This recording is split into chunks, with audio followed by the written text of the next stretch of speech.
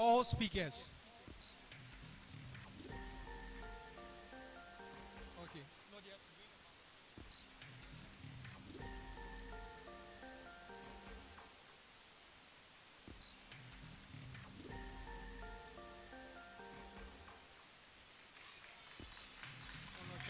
They are not all here.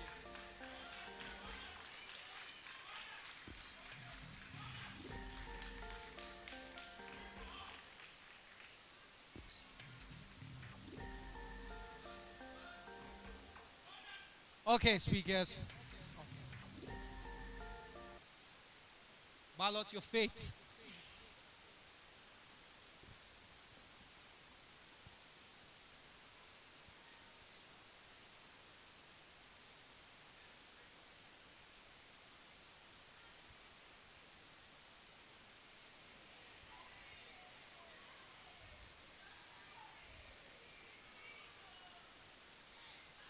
Speaker number 1 is Matthew Ejapon. Speaker number 2, Michael Boache Dankwa, speaker number 2. Speaker number 3, Jedidiah, speaker number 3. Speaker number 4, Deborah. Speaker number 5, Abigail Edusei. Speaker number 6, Joel. Speaker number 7, Mispa. Speaker number 8, Andrew Carter. Speaker number 9, Cindy Ekuba.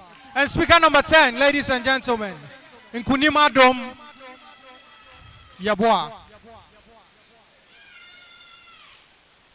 Ladies and gentlemen, these are the finalists for public speaking. Speaker number 1, you can remain. The rest of the speakers, kindly follow me out.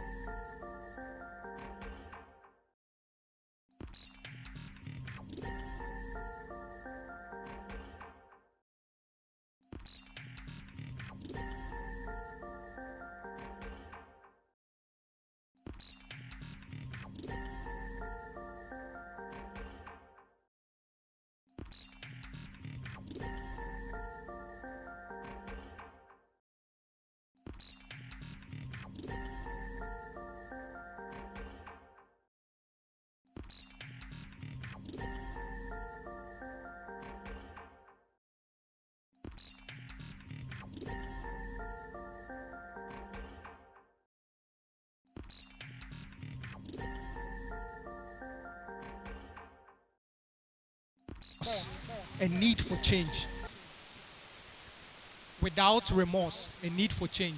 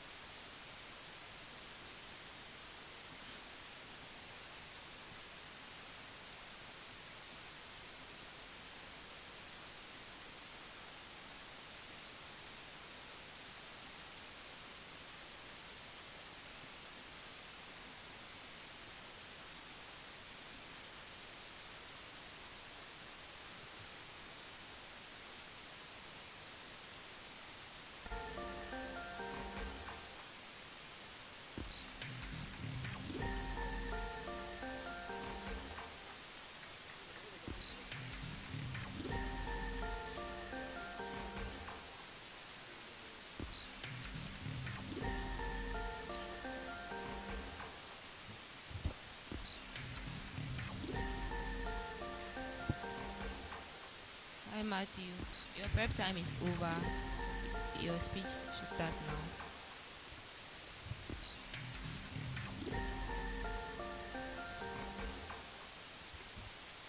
Without remorse, a need for change. A need for change.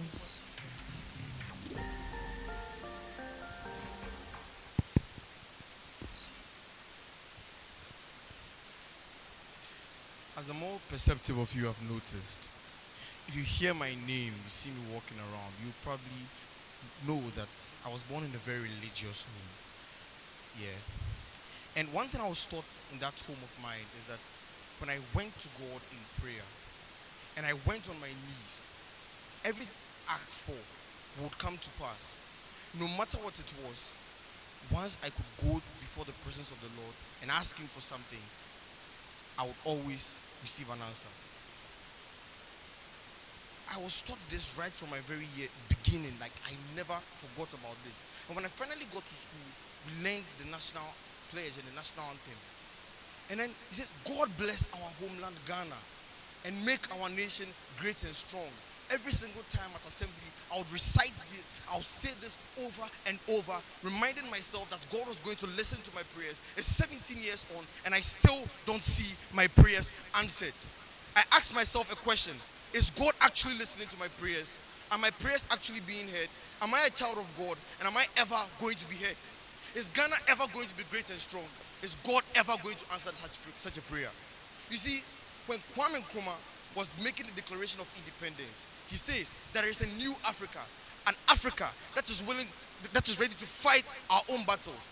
By fighting our own battles, I ask myself a question: are we fighting battles that we were born to face, or we are fighting battles that we created for ourselves? You see, the question that we need to ask ourselves right now is that if we are in the pit of trouble, if we're in the pit of poverty and hardships, are we supposed to face that problem, or are we supposed to necessarily come out of it in the first place?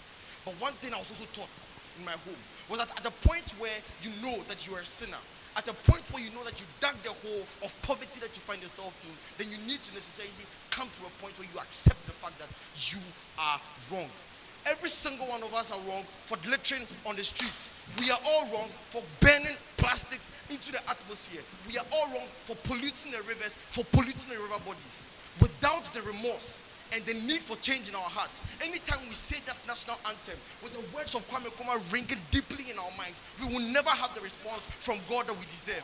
He said that's the thing. It's not about Christianity. It is not about Islam. It's a thing with humanity and the belief we have in the spiritual. The thing is this: any single time you take the national anthem and you say, God bless our homeland Ghana and make our nation great and strong, you need to admit that you are part of the problem. And if God is going to solve that problem, it has to start with you. One thing we need to keep in mind: without that remorse and the need for change, God does not see a reason why you should listen to us. Whether you believe in God or not is extremely unimportant to this conversation. The remorse is what is necessary to prove that we need to get out of where we are right now. God bless our homeland Ghana and make our nation great and strong. It's a prayer I pray every single evening. All of us should pray so.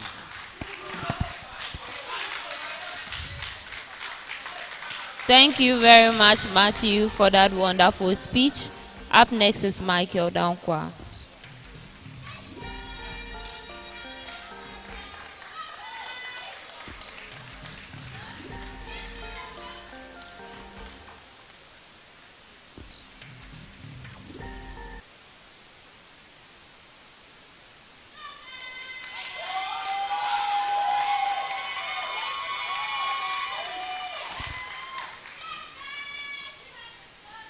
Hi, Michael.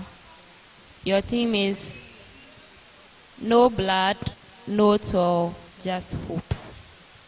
No blood, no toil, just hope. Your prep starts now.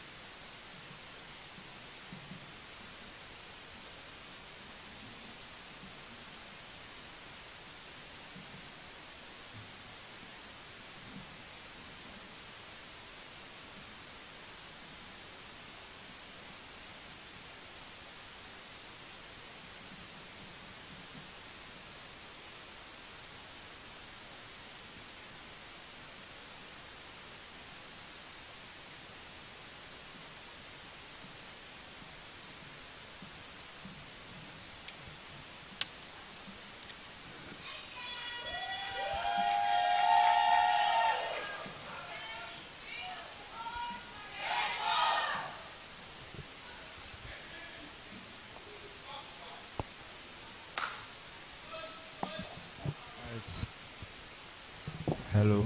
All right. So, um, ladies and gentlemen, I start in 3, 2, 1. Ladies and gentlemen, how many of you have heard of Kwame Eugene before? Raise up your hands. But let me ask you something. Who is the first ever artist of the year? None of you know. It's Philip Behu. Why? Because he's the first person to compose one of the best music in the world.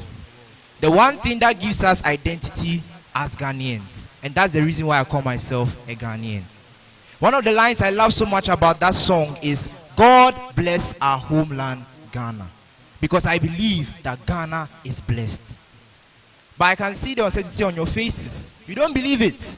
Because right now, if you look at our country, it's shit. Our vegetation has been destroyed. Our water bodies are looking like Lipton. Charlie, look at the Ghana flag right now. Yellow is gone, green is gone. We are left with red and black. And as you look at it, you know that we are in shambles. Everything is gone and we have nothing to hope in. But there is something intriguing about the Ghanaian. Every time you look at the Ghanaian, there's something you always see that amazes us. That despite the economic crisis, despite everything that is happening to us, when you ask a Ghanaian man, how are you? What response do you get? I'm fine. If you ask him, he said, Charlie, why? Because the Ghanaian man believes that it will get better. It will be better. He can create and make a future for himself. So that is one thing that makes us unique as Ghanaians. We all believe that we can become better. And that is the beauty of Africa. And that's the beauty of Ghana. But ladies and gentlemen, does it only have to end at we can believe? Because yes, our forefathers have toiled. They've shed their blood. We are now left with hope. But hope is not the only thing that can get us to where we are going. We need to stand up and take an action. We need to now look at what we believe in and act on what we believe in. Because that's what makes us Ghanaian. We are the hope of Africa. That is why we are in the middle. And the black star is our symbol, because Africa believes that when the Ghana man stands, Africa stands. Because every narrative that has been written about Africa is tied to the Ghanaian man. Well, I say, let's all stand up and write a new story. Let's all stand up and say that if the Ghanaian man will take action with his own life and say, I will make Ghana better, we can change the story. Let's go out there and tell ourselves that I am a Ghanaian. Let's raise up our hands and say it. I am a Ghanaian. And I will make Ghana great. I will take my pen. I will turn a new page. And I will write a new story. For myself and for Africa. Because I am a Ghanaian. And Africa believes in me. That is what we are, and that's what we'll forever be. Ladies and gentlemen, thank you very much. Thank you very much, Michael, for that wonderful speech. Up next is Jedediah.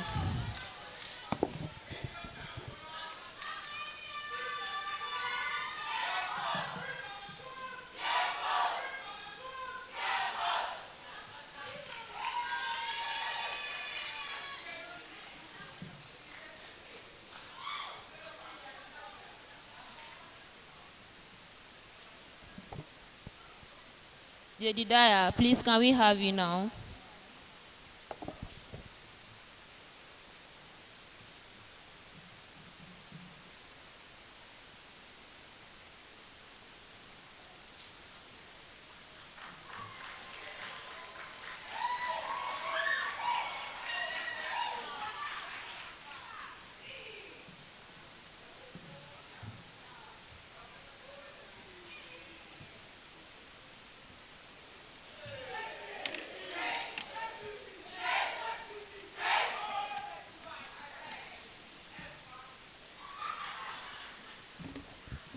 Okay, Jedediah, your theme is the journey is the destination. The journey is the destination. Your prep time starts now.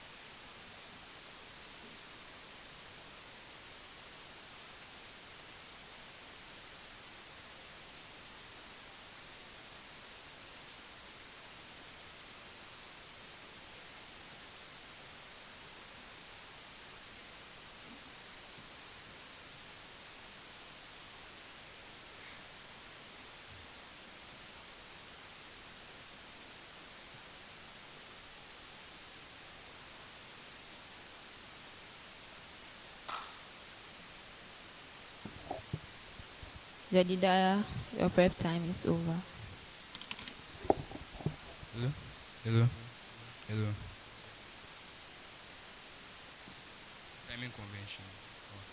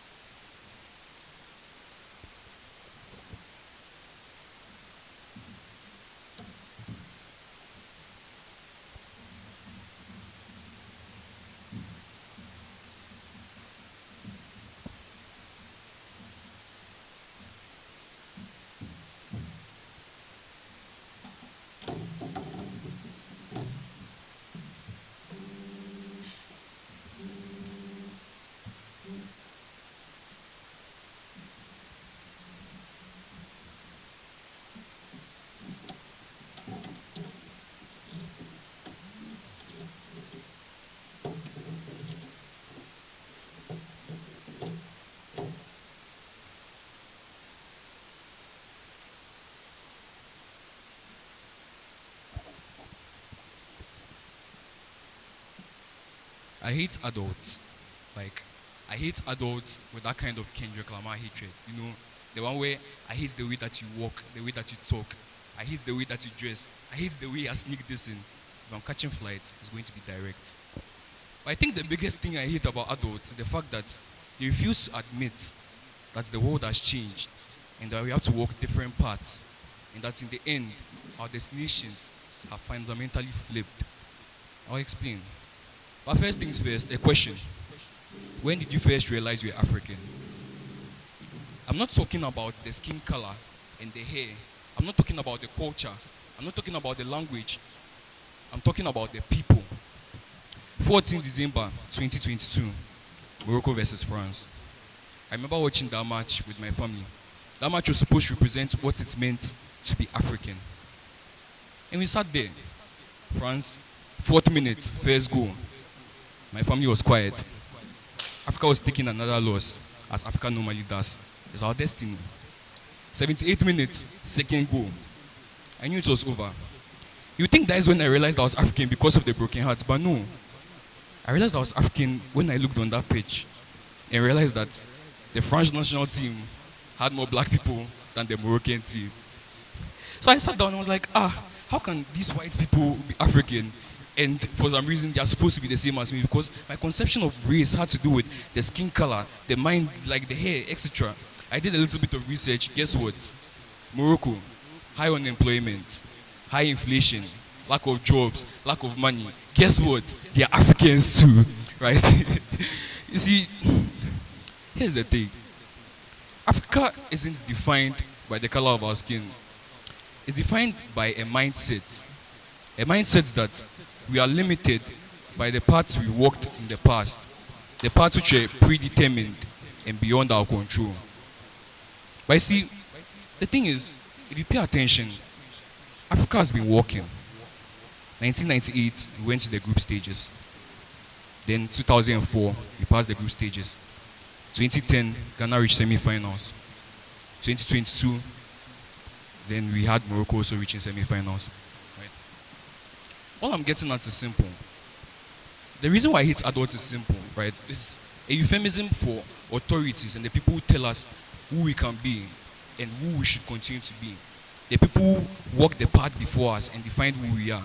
And that's why I hate the way that they walk. Because they walk a path which isn't ours.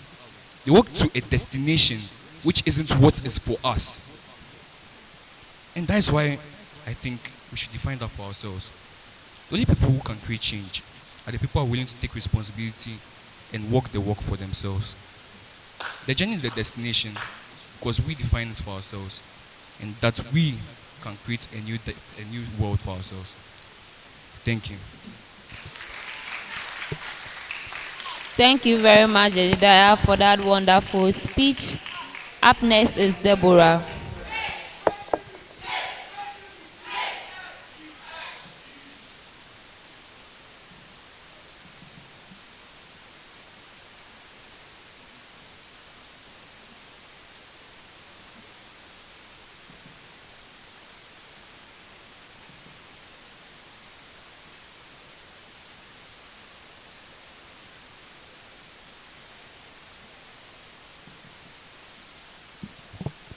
Deborah, please, can we have you here?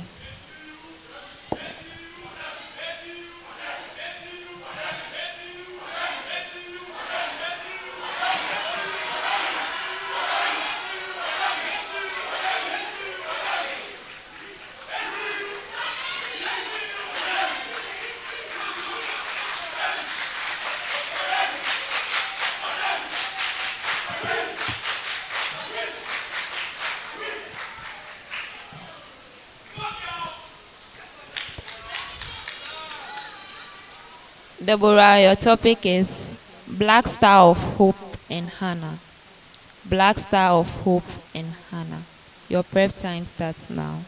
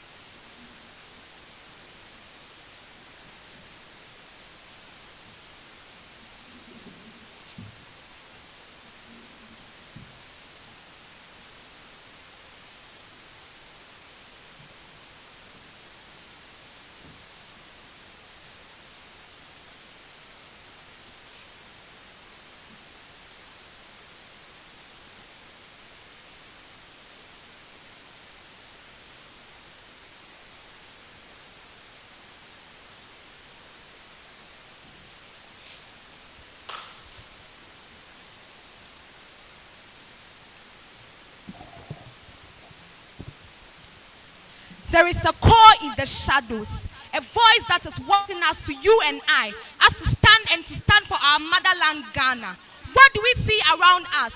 No, what we see is the dying out of our rivers. What we see is the dying out of our crops. What we see is the country going down the drain. I don't know about you, but I don't come from a well-to-do family. I come from a family that is struggling. The little that my parents get, they have to pay taxes. The little that they get, we use it to feed officials. The little that we get, we use to get these particular political leaders go up. And here we are in these traditional universities, struggling to make ends meet for ourselves. What do we see from their children? They go outside the country, go to universities like Harvard, go to places like Yale, and all of that, Oxford and all that we see. We are the Black Stars. We are those that are supposed to stand for our motherland country. We are those that are supposed to stand for Ghana.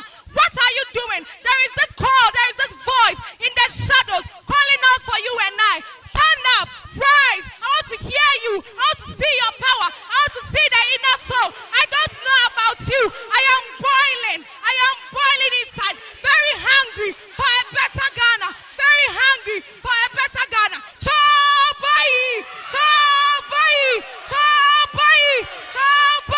It's not about dressing nice. It's not about looking beautiful. It's not about the makeup. Not about the hair. What we are looking for is a change. We need our better body to survive. Stop allowed to say, our leaders, we are calling to you. Give us better educational facilities. We are dying. We need better health and all of those things, right? We need Ghana to survive. Our leaders, what are we doing? Do we want Ghana to die out? What do we give to the future generation? What are we leaving for those who are yet to come? Is this what we want them to come and meet? We want them to come and meet rivers that are dying? We want them to come and meet forests that are going on the drain? Is that all that we want? Is that all that we want? No!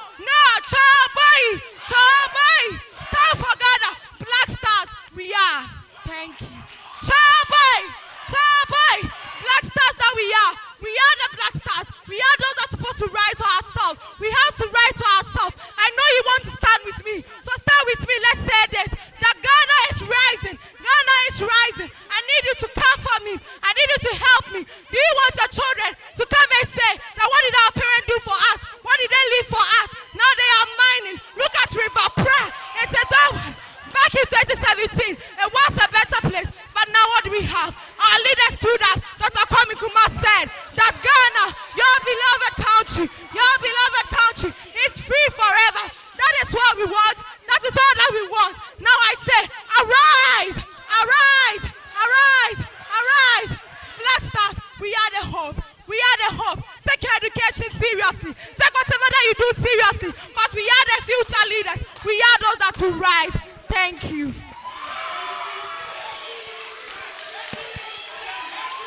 Thank you.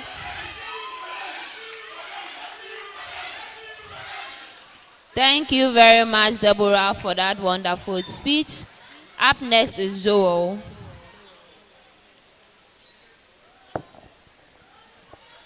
Up next is Abigail, sorry. Up next is Abigail.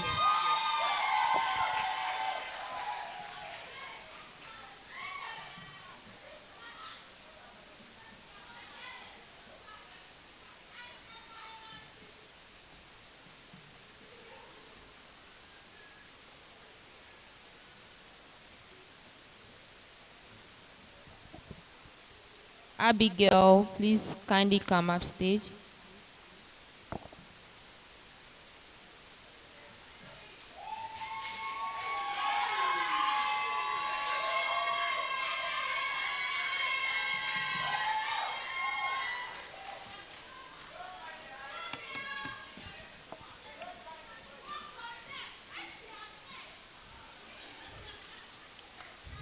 Abigail.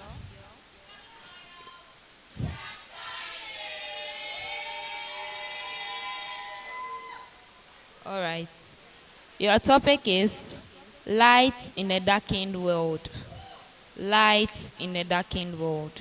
Your prep time starts now.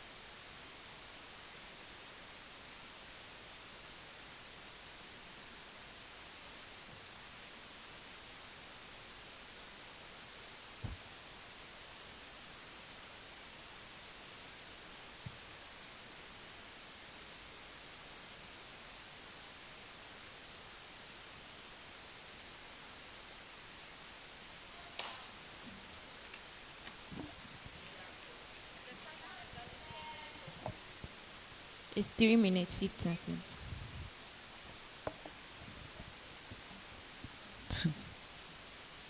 Okay, so I begin my speech in 3, 2, 1.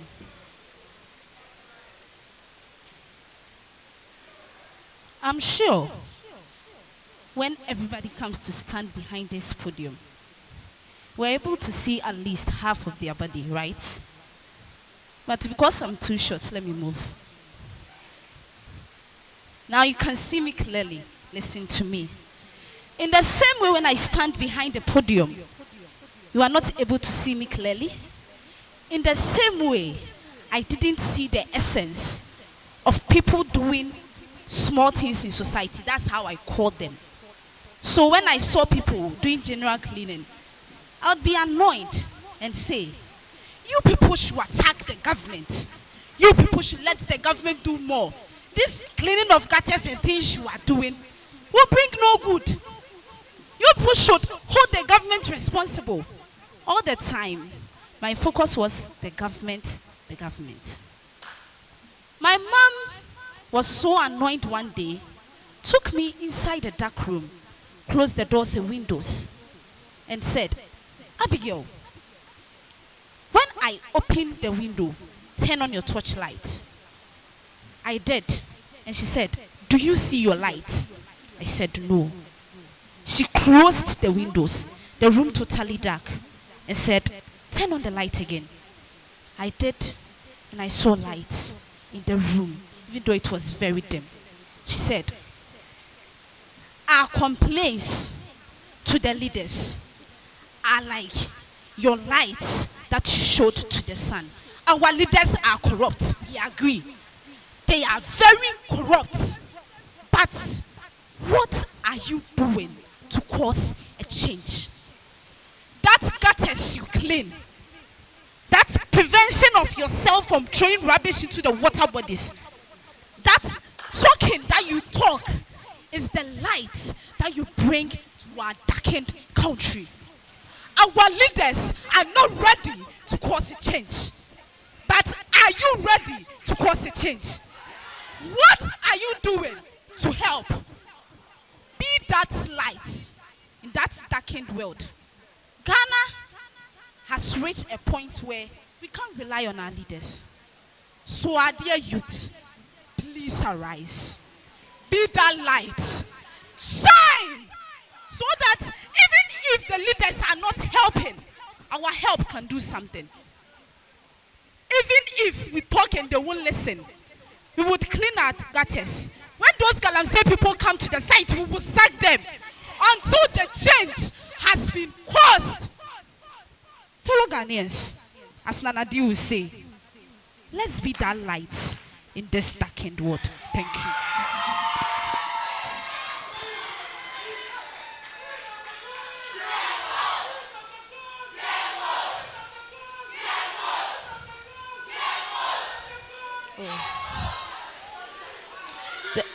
Thank you, thank you. Thank you very much, Abigail, for that speech. Up next is Zoe.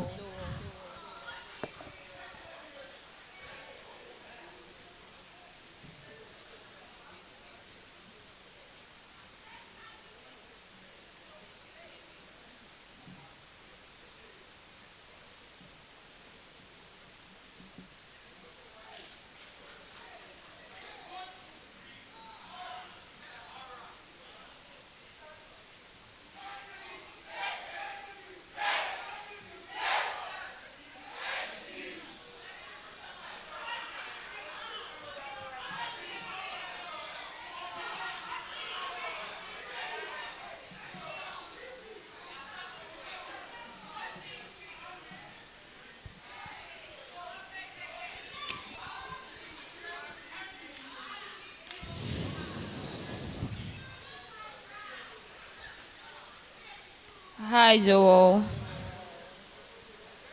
Your topic is cherished, fearless, and honest. Cherished, fearless, honest. Fearless, honest. Your prep time starts now.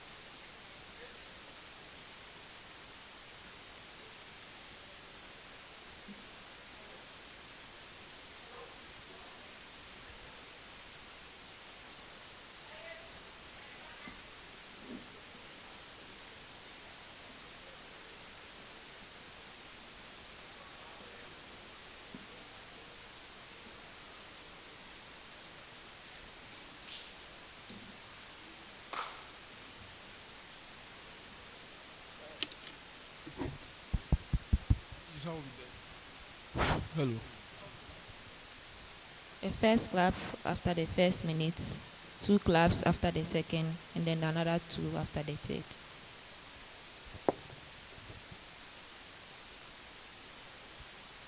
Hello, can you hear me?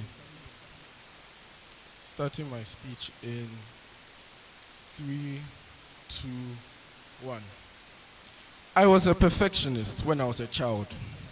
1 + 1 is 2.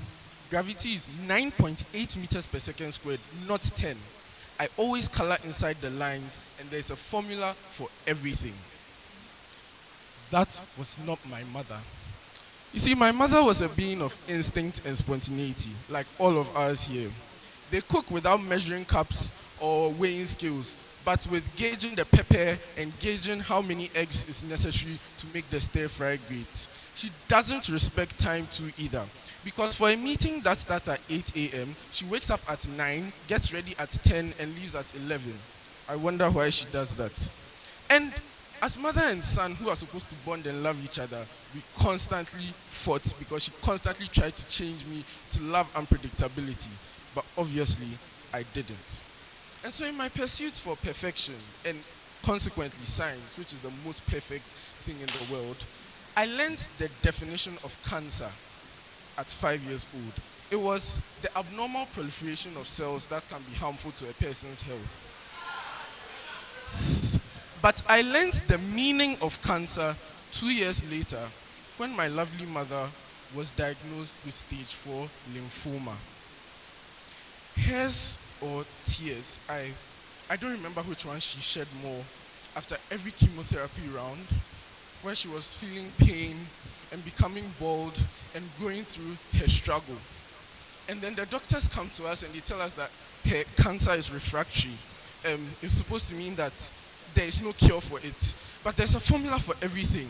When you take medicine when you're ill, you're supposed to be cured. But it wasn't happening. And then the perfection of science gave her 3 months to live. Do you know what we did? Like any child who loves their mother, our family took her to the house and we nursed her to health.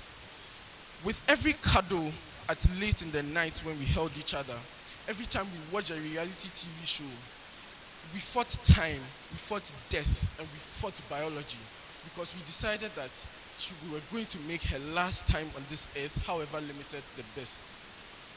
It's been 6 months now, and my mother is still alive. Please, let's give her a round of applause for how amazing she has been. But the reason the story is important is because it's the story of us and our motherland, Ghana. The motherland that also birthed us, gives us life, and nourishes us. That is plagued with the cancer of illegal mining, of corruption. And we look at it and say it is doomed to fail and die. And so we want to run away. Anyone here who loves their mother would not run when her time is limited. Why are you running? We must stay here. We must cuddle her. We must caress her by picking up her litters, by cleaning her oceans, by fighting those who want to take her away. No love, however brief, is ever wasted.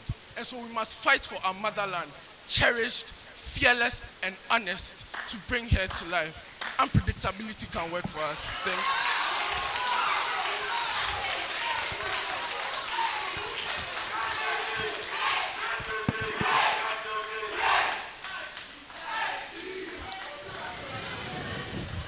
Thank you very much, Joel, for that speech. Hi. Thank you very much for that speech, Joel. Up next is Missa.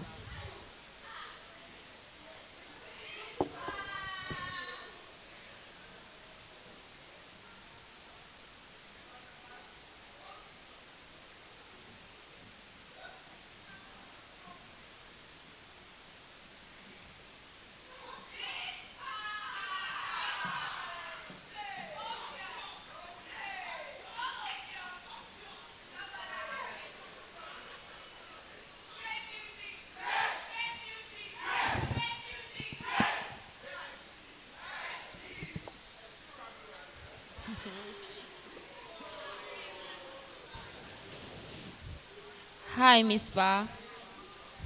Please, can we have some silence?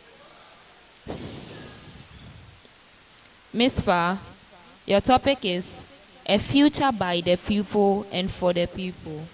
A future by the people and for the people. Your prep time starts now.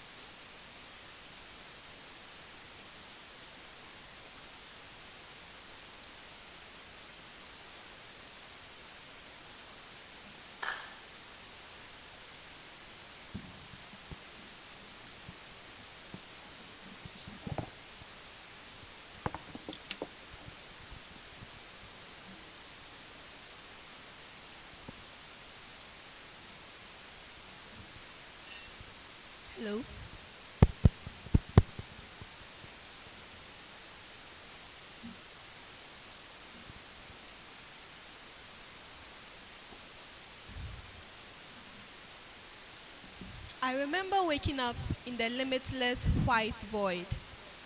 I don't remember how I got here, but then I remember being on my hospital bed in Romania, fighting prostate cancer for years. I remember the huge burden on my chest, even as I closed my eyes, thinking of my daughter Amma and leaving her in that faraway land, thinking of all the predators that gathered around her to plunge her of all her treasures. I remember falling asleep thinking of her before I woke up in this void. But then as I stand in this void, still thinking about my daughter Amma, I see a man approach me. He looks into my eyes and he tells me, Kwame, you are dead. But then, Kwame, you've done a lot of great things. You've done a lot of bad things too. But then just like Dubois who came before you, and just like Lumumba who came before you, I'll give you a chance to see the future. I'll give you a chance to see your daughter Amma and what will become of her. I'll give you a chance to see all your dreams for her and see if they will come to pass. And after seeing the future, I'll give you one wish, one dream, one way to help your daughter Amma. And so I looked into his eyes and I saw Amma. I saw her right after I left her. I saw all those big macho men who plunged her of her treasures right after I left her. I saw her years after that.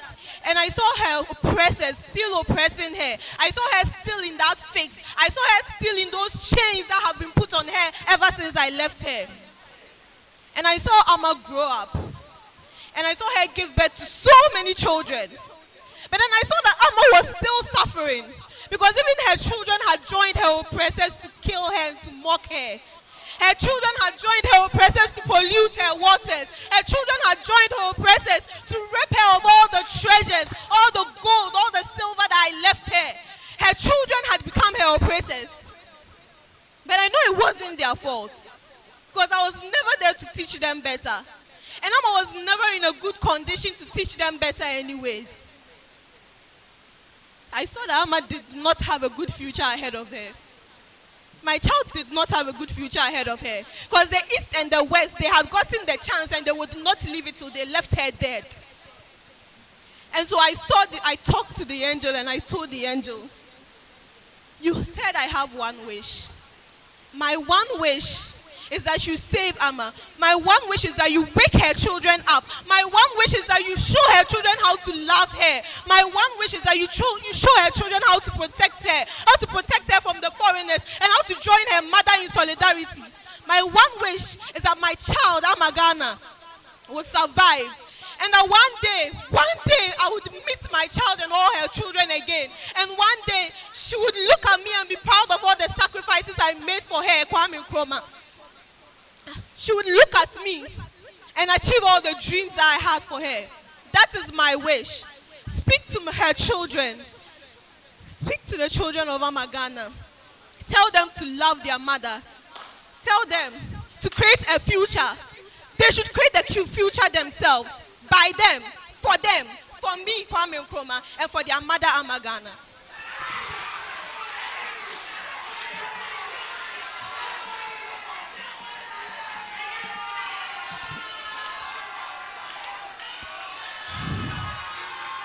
Thank you, thank you.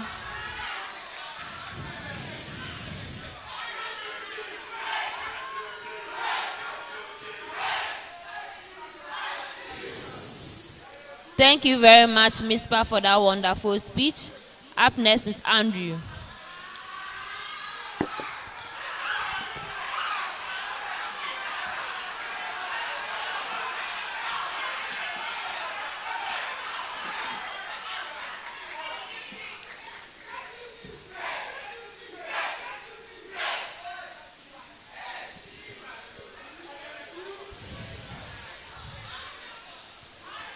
Please, can we have some silence? Hi, Andrew. Your title is We Speak to Change, We Act to Establish. We speak to change, we act to establish. Your prep time starts now.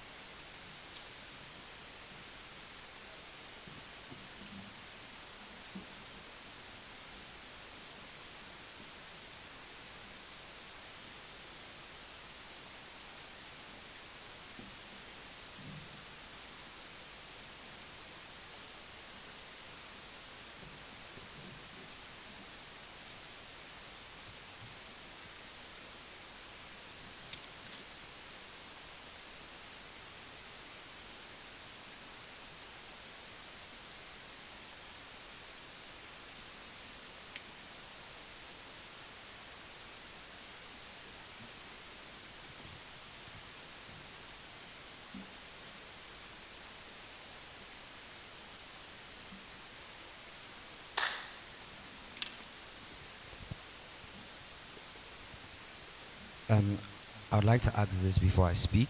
Um, I'm dedicating this speech to my partner Anne. You are such an amazing person, and I really love you. This is for you. And UGDS, this is our win.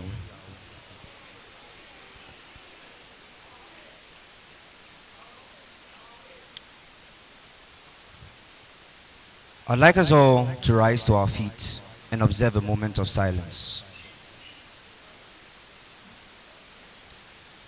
And as you are standing on your feet in this silence, raise your right fists. This is to Sergeant Ajiti. This is to Corporal Latipo. This is to Private Odate Lamte. Men who didn't stand by and let what was promised them be failed. They stood on their feet, marched to the castle, and lost their lives. But because of them, we stand here today. Here to their lives that have been lost. You can take your seats. How many of you remember that one particular Saturday that was 3 weeks to your reopening when you were in primary school? That your mother would wake you up at 3 a.m. and as a lost kid, the only thing you would remember is that you were in Makola all of a sudden. Or in KJT if you lived in Kumasi. And the mission was simple. You were going to buy exercise books, pens, all the things you needed for school. But the one thing that was so important was a new shoe. That new Willie. And it was very interesting because your mom would walk up to that shoe seller, or my mother particularly. And the shoe seller would say the shoe is 100 cedis. And she would say, all I have is 30 cedis. And by the time she's done with the man, you leave with the shoe for 15 cedis. Our mothers, very interesting. But if you had this experience, raise your hand. Those of you with your hands down, it just shows that you were the beast, that everything was provided for you. But such is life. Not all of us have it. But this experience is interesting because Ghana, we're in the marketplace. And our politicians are selling things that belong to us at higher prices, at prices that we should not be paying. They are doing things and putting in policies, raising inflation and making our lives difficult. But unlike our mothers, we are sitting still and allowing them to sell it to us. We are buying the shoes at 100 cedis. And this shouldn't be. We do this at every election, every 4 years, picking them again and again and buying the shoes at 100 cedis. But this is what I want you to do after you leave here. I want you to become Mamaga. Get up and rise and fight and demand for the shoe for 15 cedis, because it is what is yours. They are selling it to you at these things, but these are not the things that you deserve. You need to stand up. Stop complaining. Be like Sergeant Ajite. Be like Corporal Latipo. Private Odate Lamte that didn't decide to sit by. It was just ex gratia that they were denied, but they walked up to that castle to demand what was theirs. And as my right fist is lifted up, I remember them, and we all from here on will become real Mamaga like these 3 men who lost their lives so that we can get what we want. We speak to change, but we act to establish.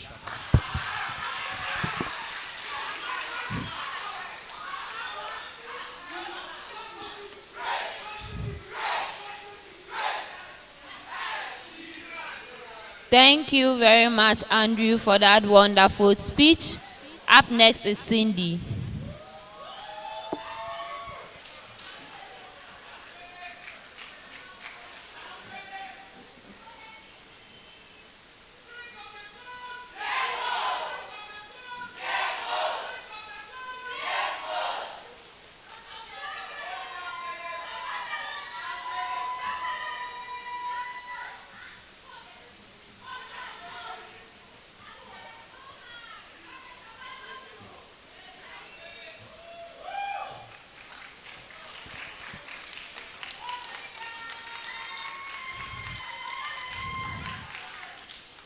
Hi, Cindy. Your topic is the time for action is now.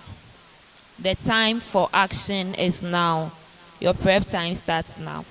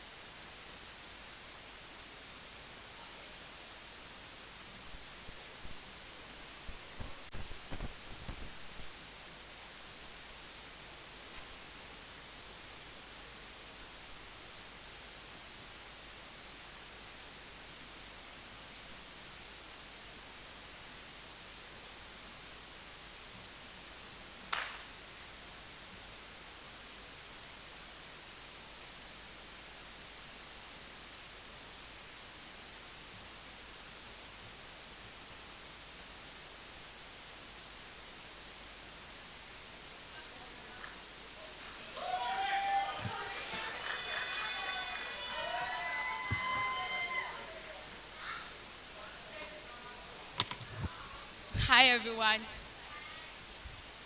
So I'm back here again. Okay, I start in 3, 2.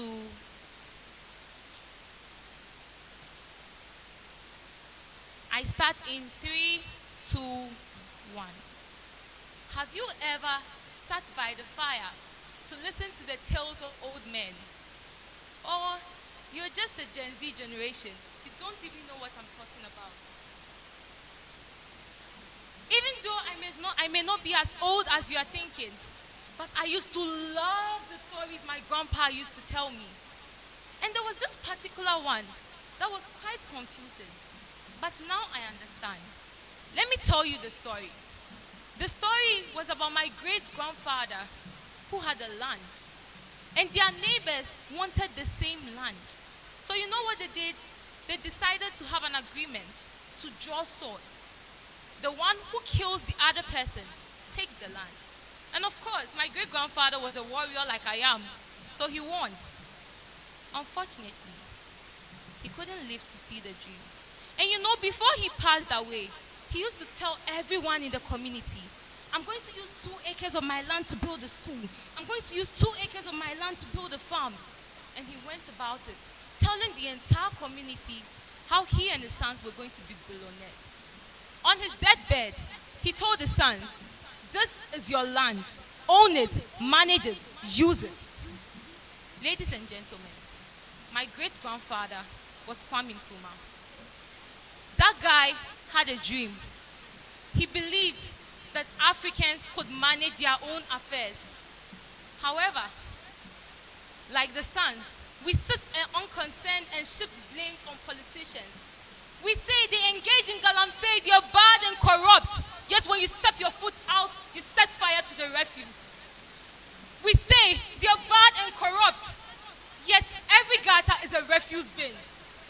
We say they are bad and corrupt, yet you are willing to pay 6,000 Ghana cedis when your daughter didn't get admission to the school of her choice.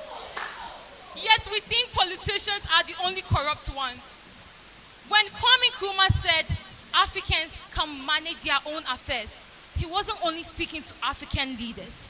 He was speaking to every single one of you sitting in here of African blood, of African descent, anything African. So, instead of making funny videos of Akufo-Addo dancing, it go over you, I think we should start picking up our litter, or else it go over all of us. Instead of making funny pictures and funny stickers with Muhammad's pictures, I think we should be sticking our refuse into dustbins. You see that rubbish you dropped under the chair? I see it. Pick it up. The little bad things that we do have a huge harm on our society. The little good things that we do have great benefit to our society. The society is ours. Let's protect it. The time for action is now. Thank you.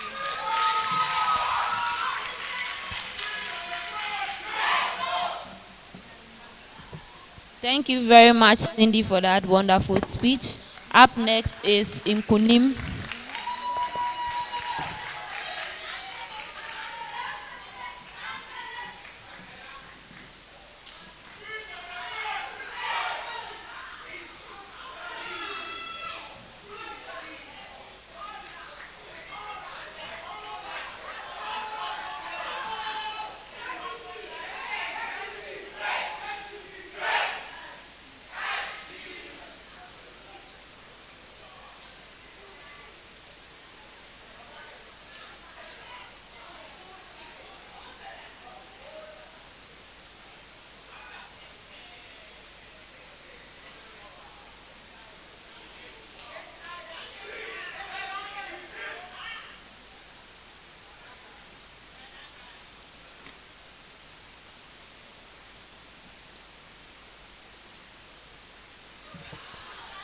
Hi, Nkunim.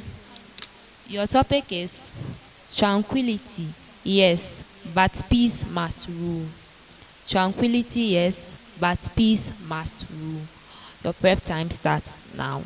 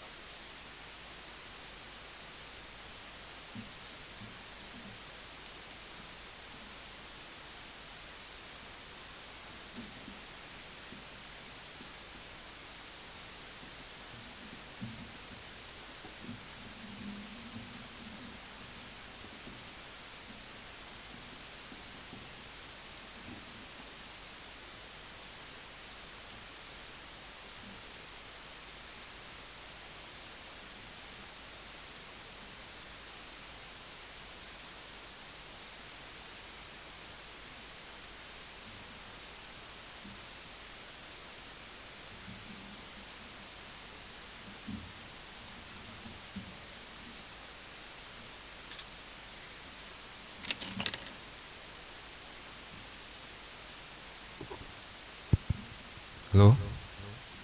Am I audible enough? Fantastic.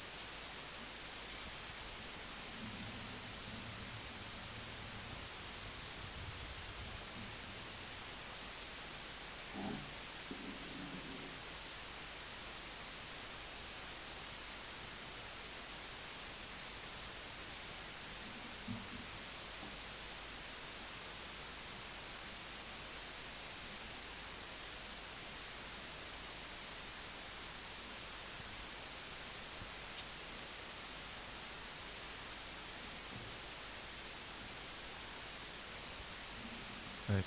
So after every minute, if you could clap, I appreciate it. It's fantastic. Right. So just before I start, I want to say thank you to everyone who has made me come this far.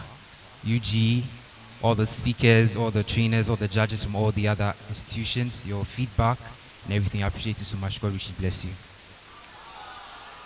Let's hope for the best. 3, 2, 1. A message by the riverside. This river was one that was distinctive in nature. It was not a river that was purified by natural water, but this river was the river of the cries, the tears of a mother. This was a mother named Ghana. Fellow Guineans, people of hope and people of a rich history, allow me to bring to you the message, a message of peace and a message of change, a message of hope. Listen to me, for I'm not an ordinary man. I'm not one that you have already heard, one of old and one of a repeated history, but one of the new force. A man of change and a man that brings to you the message of a mother. Hear me. Listen to me not just with your ears, but with your hearts. For this is a message that will bring a transformation to the people of Ghana. I bring to you the story of a country called Ghana. Hear me. The oppressor is not only the one that comes from without, but Mother Ghana spoke to me and told me the story of the oppressor from within. And I asked her, how can the oppressor be from within? And she explained, if a man deprives a young boy of clean drinking water, he is an oppressor. Mother Ghana explained to me again that if there would be a mask that will prevent people from knowing the true identities of others, that is the oppressor. And I asked, what is that oppressor? She said it was religion. And I said, how does religion, a connection to a supreme being, become an oppressor? And she explained, that religion that you practice is a mask. That religion that you practice is one that prevents you from seeing the true identities of others and makes you dwell in the shackles and the bondage and the shadows of ethnicity and tribalism. Become a people that will be frank, but in your frankness, speak the truth that liberates even the poor and liberates even the rich. Be united. This Mother Ghana explained, and I saw those tears run down, and I was also caught up in pain. And she said, tell the truth.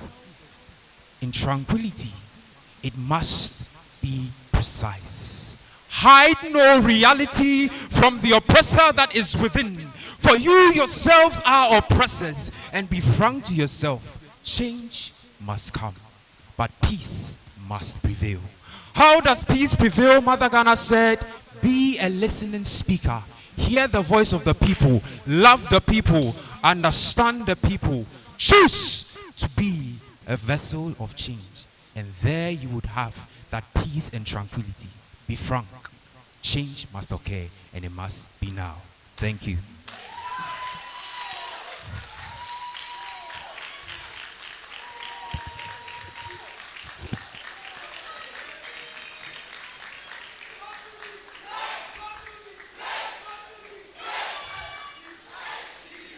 Thank you very much, Inim, for that speech.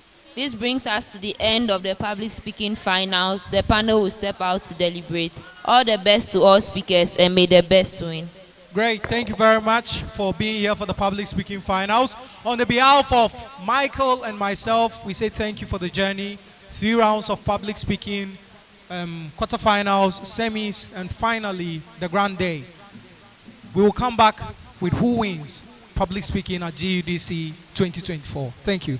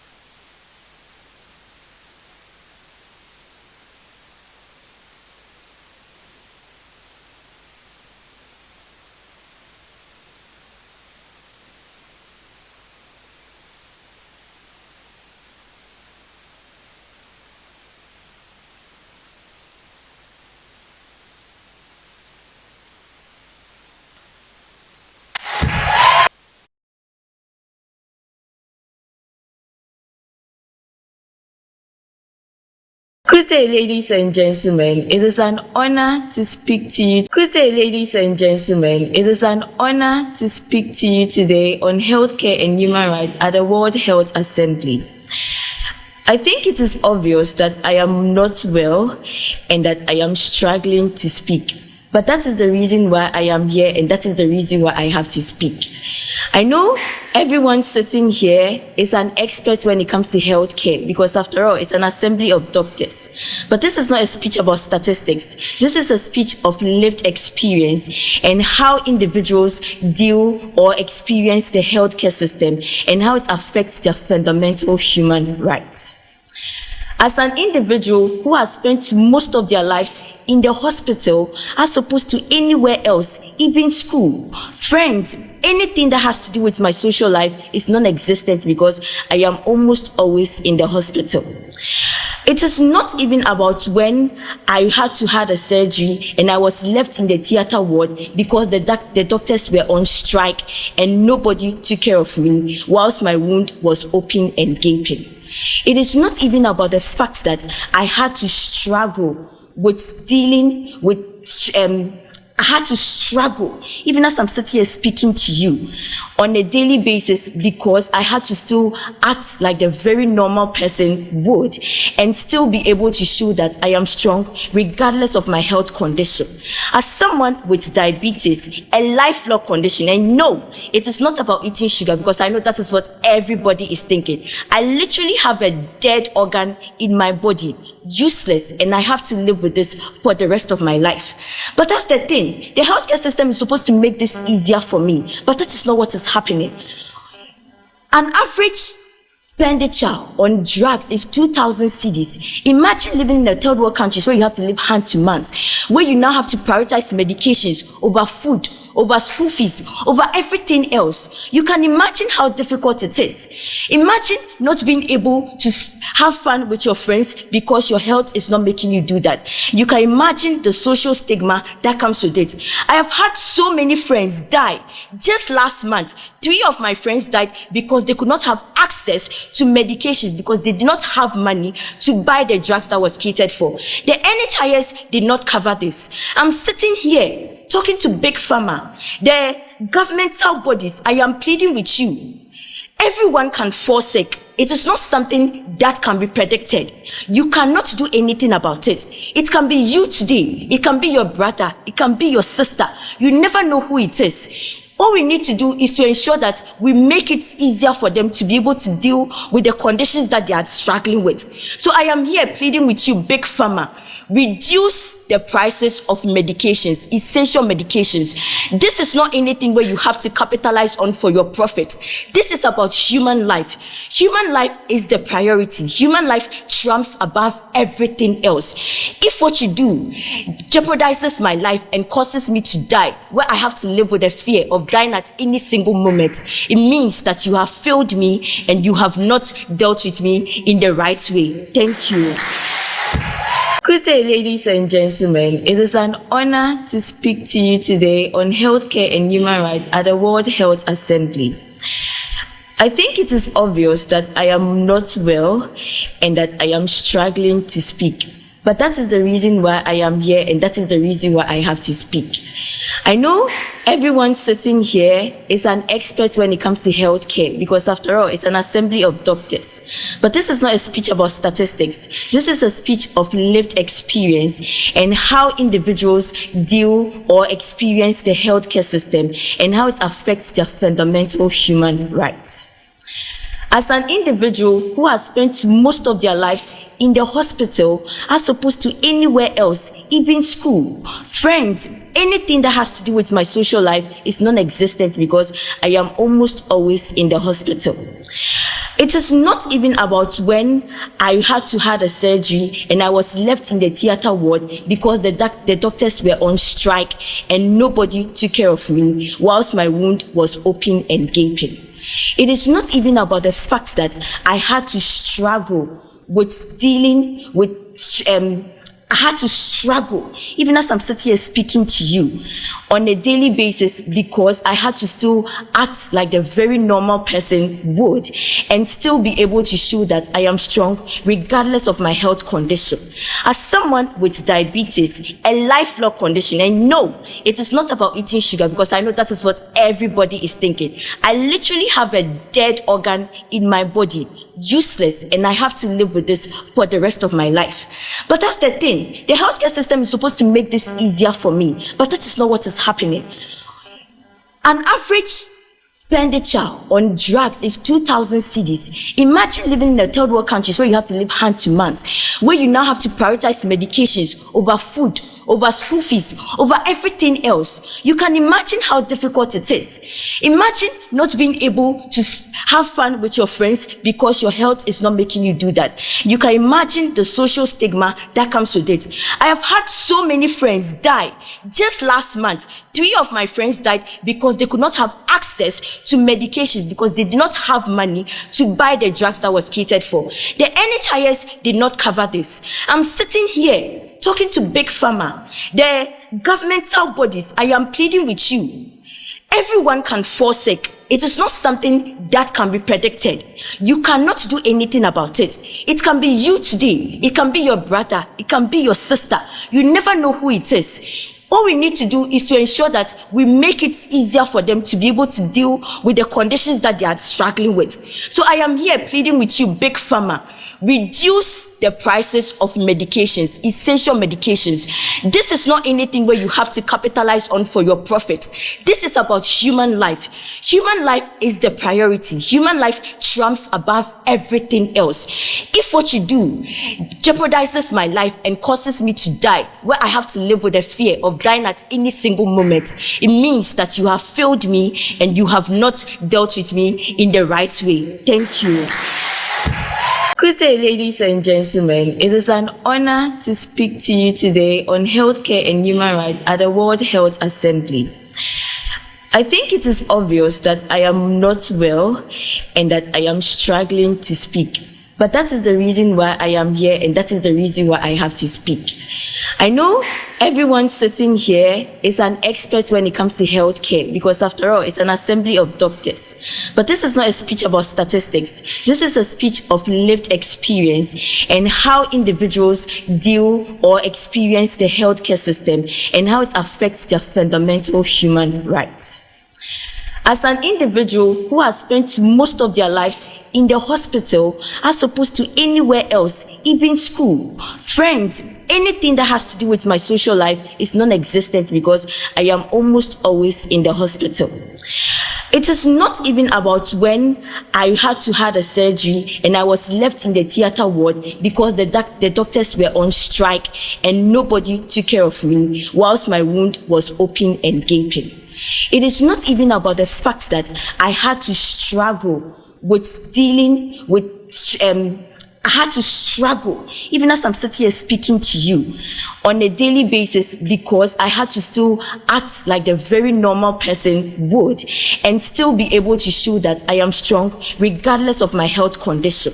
As someone with diabetes, a lifelong condition, and no, it is not about eating sugar because I know that is what everybody is thinking. I literally have a dead organ in my body, useless, and I have to live with this for the rest of my life. But that's the thing. The healthcare system is supposed to make this easier for me, but that is not what is happening. An average expenditure on drugs is 2,000 cedis. Imagine living in a third world countries where you have to live hand to mouth, where you now have to prioritize medications over food, over school fees, over everything else. You can imagine how difficult it is.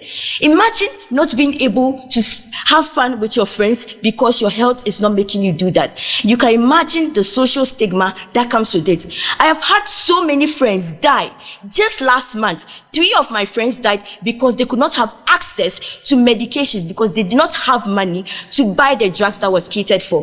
The NHIS did not cover this. I'm sitting here talking to Big Pharma, the governmental bodies. I am pleading with you. Everyone can fall sick. It is not something that can be predicted. You cannot do anything about it. It can be you today. It can be your brother. It can be your sister. You never know who it is. All we need to do is to ensure that we make it easier for them to be able to deal with the conditions that they are struggling with. So I am here pleading with you, Big Pharma. Reduce the prices of medications, essential medications. This is not anything where you have to capitalize on for your profit. This is about human life. Human life is the priority. Human life trumps above everything else. If what you do jeopardizes my life and causes me to die, where I have to live with the fear of dying at any single moment, it means that you have failed me and you have not dealt with me in the right way. Thank you. Good day, ladies and gentlemen. It is an honor to speak to you today on healthcare and human rights at the World Health Assembly. I think it is obvious that I am not well and that I am struggling to speak. But that is the reason why I am here, and that is the reason why I have to speak. I know everyone sitting here is an expert when it comes to healthcare, because after all, it's an assembly of doctors. But this is not a speech about statistics. This is a speech of lived experience and how individuals deal or experience the healthcare system and how it affects their fundamental human rights. As an individual who has spent most of their lives in the hospital as opposed to anywhere else, even school, friends, anything that has to do with my social life is non-existent because I am almost always in the hospital. It is not even about when I had to have a surgery and I was left in the theater ward because the doctors were on strike and nobody took care of me whilst my wound was open and gaping. It is not even about the fact that I had to struggle with dealing with I had to struggle, even as I'm sitting here speaking to you, on a daily basis because I had to still act like the very normal person would and still be able to show that I am strong regardless of my health condition. As someone with diabetes, a lifelong condition, and no, it is not about eating sugar because I know that is what everybody is thinking. I literally have a dead organ in my body, useless, and I have to live with this for the rest of my life. But that's the thing. The healthcare system is supposed to make this easier for me, but that is not what is happening. An average expenditure on drugs is 2,000 cedis. Imagine living in a third world country where you have to live hand to mouth, where you now have to prioritize medications over food, over school fees, over everything else. You can imagine how difficult it is.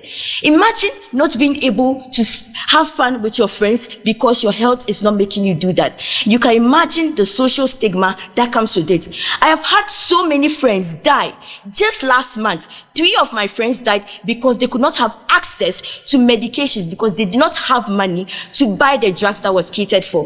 The NHIS did not cover this. I'm sitting here talking to Big Pharma, the governmental bodies. I am pleading with you. Everyone can fall sick. It is not something that can be predicted. You cannot do anything about it. It can be you today. It can be your brother. It can be your sister. You never know who it is. All we need to do is to ensure that we make it easier for them to be able to deal with the conditions that they are struggling with. So I am here pleading with you, Big Pharma. Reduce the prices of medications, essential medications. This is not anything where you have to capitalize on for your profit. This is about human life. Human life is the priority. Human life trumps above everything else. If what you do jeopardizes my life and causes me to die, where I have to live with the fear of dying at any single moment, it means that you have failed me and you have not dealt with me in the right way. Thank you. Good day, ladies and gentlemen. It is an honor to speak to you today on healthcare and human rights at the World Health Assembly. I think it is obvious that I am not well and that I am struggling to speak. But that is the reason why I am here, and that is the reason why I have to speak. I know everyone sitting here is an expert when it comes to healthcare, because after all, it's an assembly of doctors. But this is not a speech about statistics. This is a speech of lived experience and how individuals deal or experience the healthcare system and how it affects their fundamental human rights. As an individual who has spent most of their lives in the hospital as opposed to anywhere else, even school, friends, anything that has to do with my social life is non-existent because I am almost always in the hospital. It is not even about when I had to have a surgery and I was left in the theater ward because the doctors were on strike and nobody took care of me whilst my wound was open and gaping.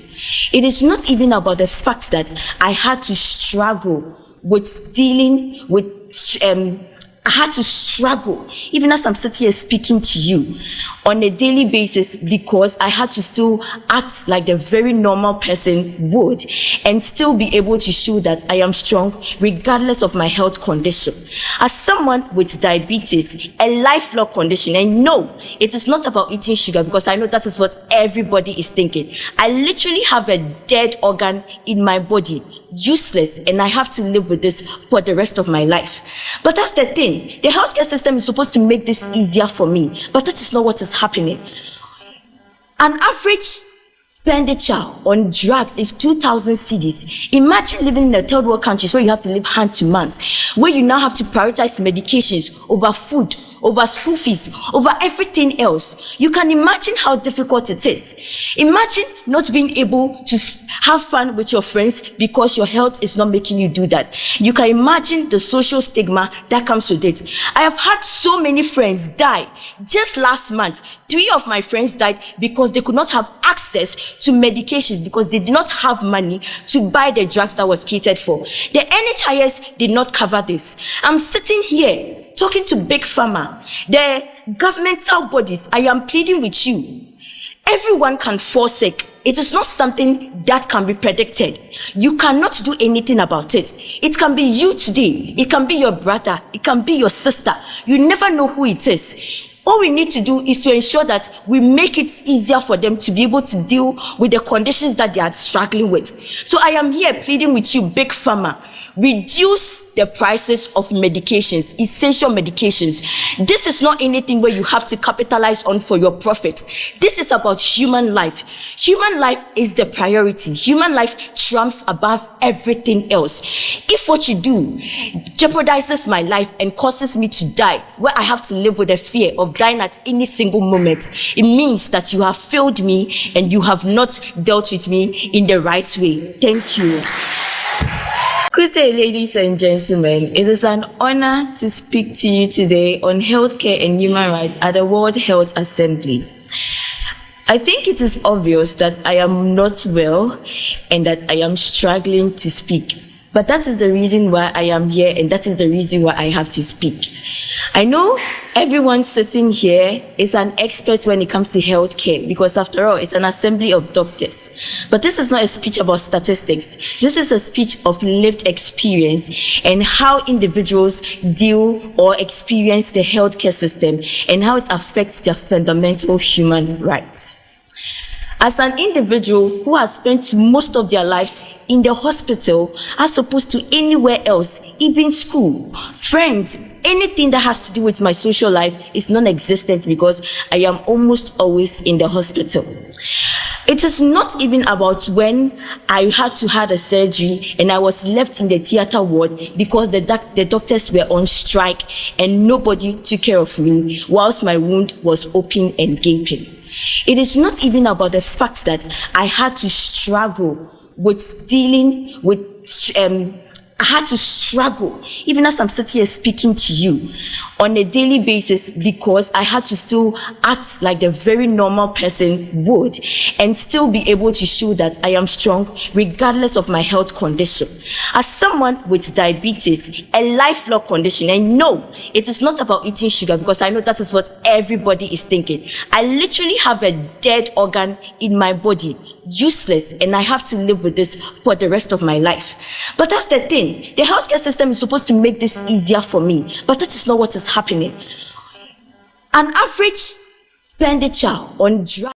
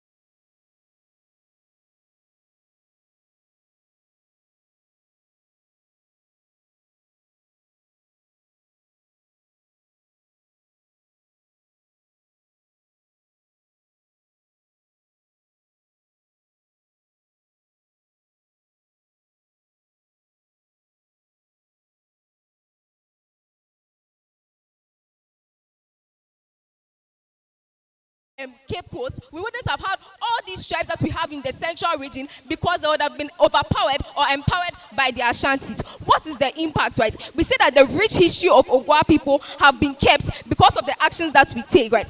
Panel, our world is a side that has prevented probably 60% of Ghana being dominated by the Ashantis, right? Panel, what is a moral complicity? Because the side does not even explain that to you. We say that being an accomplice means you are aware of the circumstances and the end goal, right? Panel, these people were lied to. The chiefs were provided like the British had to explain to them like they covered the truth, right? So they had to say that yes, you have to trade your people so that we get some refined products. And at that point in time, those were the things that they made them aware that they needed. So for example, you needed weapons to be able to fight the Ashantis, so you have to trade people in order to get those things, right?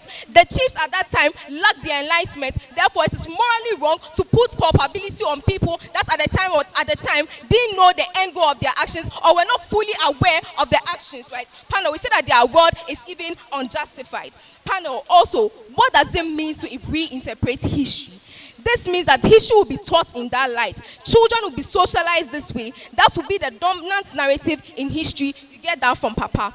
Our most important cases on how Oxford polarizes the discussions which affects things like reparation and the fight for the West to remedy harms. Panel, notice that the after effects of slavery is one that Africa continues to grapple with.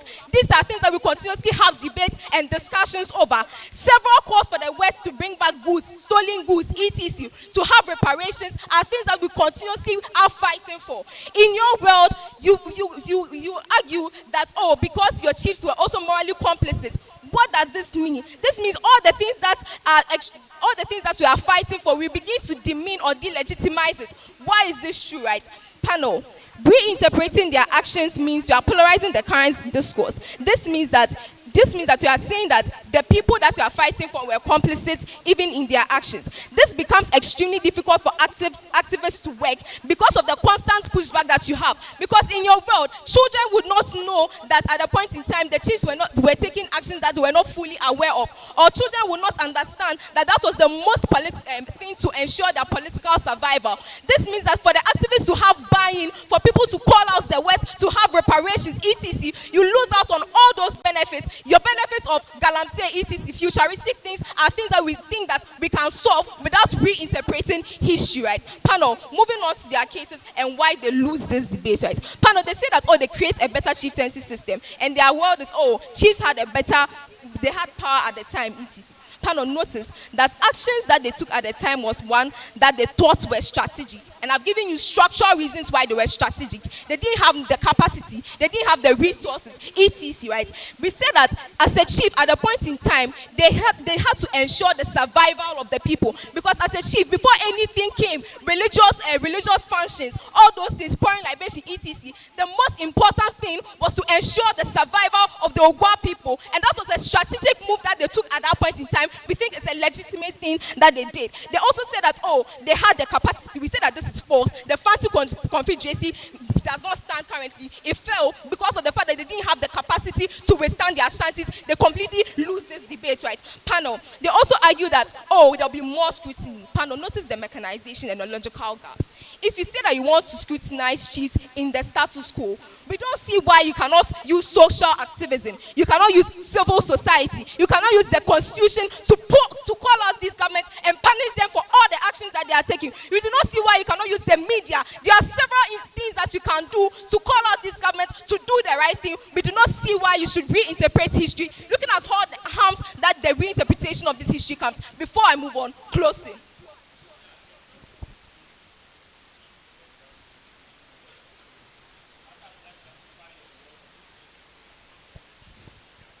Panel, I've given you structural reasons, the context, the circumstance. That was the only strategic way they could have survived. Panel, we said that at that point in time, they knew they were taking the best decision. Therefore, it is morally wrong to hold them morally complicit for their actions. If that is what they are coming to run, they are fourth in this debate. Right? Panel, why do we win this debate? Because all of Papa's problems can be solved without reinterpreting history.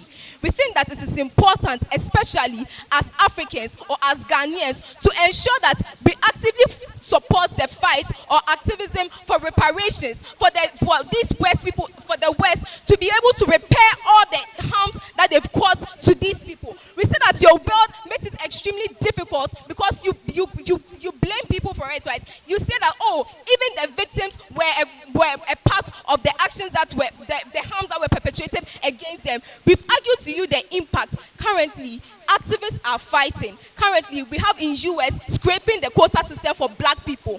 The fight for reparations is very important because people's lives depend on it. Your world makes it extremely difficult. Never been proud to propose. No closing team can win this debate with synonyms. Proud.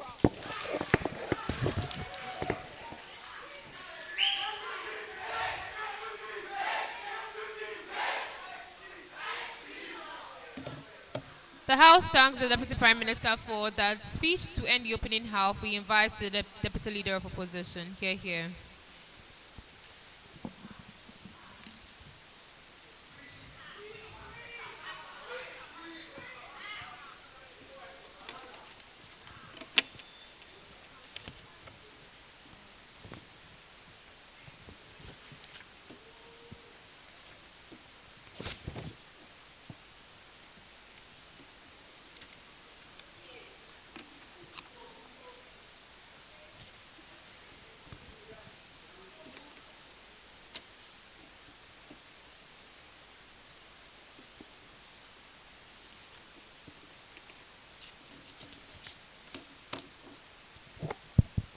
Hello.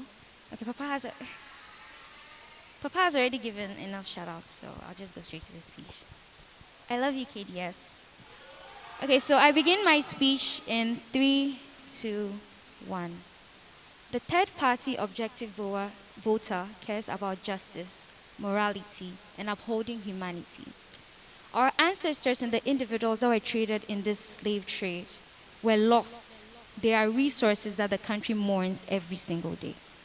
If we cannot give them a worded apology, the least we can do is let history smile upon them. We reject the premise that they were a means to an end and they were political tools to make sure certain individuals remain in power. First thing, from side opening opposition, I'll engage opening government. Panel note, check your sheets. Papa already engaged Catherine before she came to speak. She said capacity. Secondly, defense mechanism. Papa already showed you how all these things were not necessary for the chiefs to do. First means of mechanism that he gave you. The poll tax ordinance. Second, the lobbying that they had, the other chiefs that existed and the diplomatic powers that they had with them. These chiefs had certain relations with other chiefs. But even if we agree that they were in between a rock and a hard place, civilians like Ya Asantewa and many other individuals were ready to fight for their people. So it begs the question, why certain individuals that were put into power could not do the same thing. It means, in principle, you cannot legitimize this by saying they were between a rock and a hard place. When the going gets tough, the least you expect is for leaders to stand up and fight for their people. Second means of engagement to side opening government. Opening government says that, oh, the chiefs were tricked. Panel, this is not this is not a factual argumentation. Why? It doesn't take rocket science to know that selling a certain individual for gold to put in your pocket is bad. You cannot run the argumentation that they were tricked because this white said and promised them a lot of things. Now this brings me to the third means of engagement to them. They say it was a moral act. Panel notes. We will define moral complacency. Catherine said we didn't do it. At the end of the day, when the slave trade was ended, who benefited most from selling the individuals? It was the chiefs. At any point in time, you will measure morality on consequentialism. How many people benefited from this slave trade? Most of it was the chiefs themselves. They became richer. They became wealthier. They got more powerful. It means then you cannot win on the clash of morality. Given how these chiefs at the end of the day didn't gather these resources to redistribute to the individuals that were fighting for it in of itself. On moral desert, they were the individuals that deserved it more, not the chiefs. But before that, Desmond.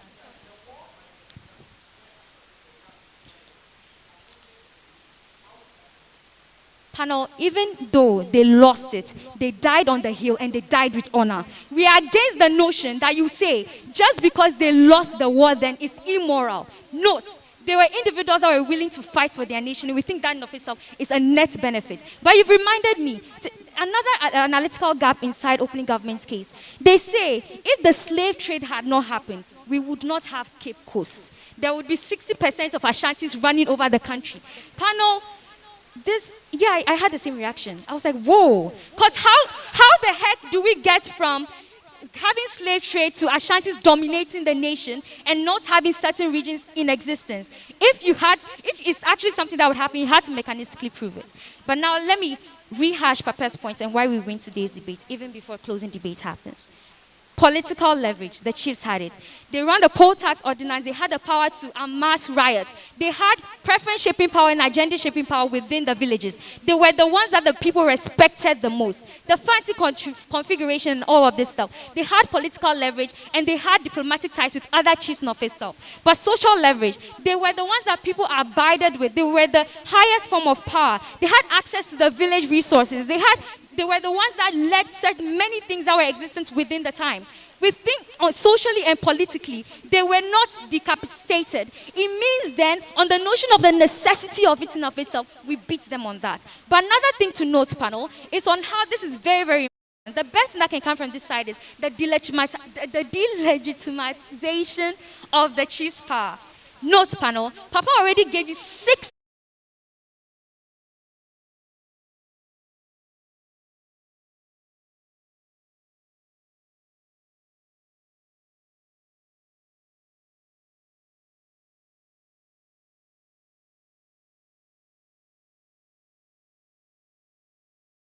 scrutiny. Most often than not, there's an antagonistic, what's happening today? Antagonistic or reluctant position in questioning or interrogating certain actions by these chiefs. So note, even when media houses are going to interview Asante Hene, they have a reluctant position because they have this power and they have this infallibility notion around them in of itself. We think in a world whereby internally, and this on the efficacy clash in the opening half, internally, when you check and you change the narrative, you re-engineer people's brains socially to know that these individuals are fallible and you can ask them certain questions. It means the issues of the galamsey and myriads of issues that are being laxed and sat upon are more interrogated and are more critically interrogating of itself. This is a net benefit. The third party objective viewer will care about this. But another thing from side opening opposition is on how we do not believe that the glorification of the chiefs of itself is something that's a net good that is legitimate for opening government to reject this notion. But another thing, whether or not this is true or not, whether or not they did it for political survival, etc., we engage both worlds. We want change to happen, and that change happens more in our world, whereby this narrative is propagated. But another thing to note, any harm on their side can be mitigated, because the best harm that they can give is, these chiefs will lose their power. We've already shown you how they will not lose their power. Panel, at the end of today's debate, we lost many, many men and women. They died for the country, and they died for these chiefs.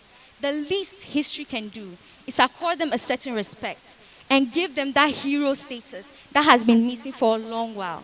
These chiefs will still be respected. We will still care about the changes that will happen in status quo. But for the memory, in principle, morally, all of these things should not continue going on. We reject the notion that these people were used for political survival. Proud to oppose.